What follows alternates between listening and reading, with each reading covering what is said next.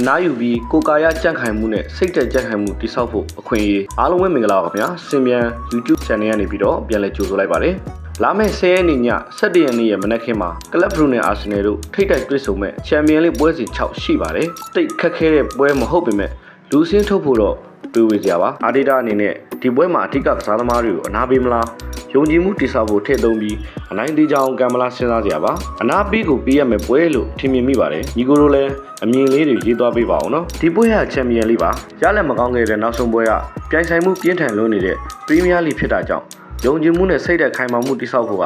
ပရီးမီးယားလိမှာပဲဆောင်ရွက်တင်ပါတယ်ကလပ်ဘရူနဲ့ကန်ပြီးရင်ပရီးမီးယားလိပွဲစဉ်ကပွဲစဉ်6နေသေးရကြောင်းယုံကြည်မှုတွေရဖို့အခွင့်အရေးတာနေသေးတာပါဒါကြောင့်ချန်ပီယံလိပွဲစဉ်6မှာလူငယ်တွေပွဲထုတ်တင်တယ်လို့ဒန်ယာတက်တာကာစားပြုတ်နေတဲ့ဂါဘရီယယ်ဂျေဆူး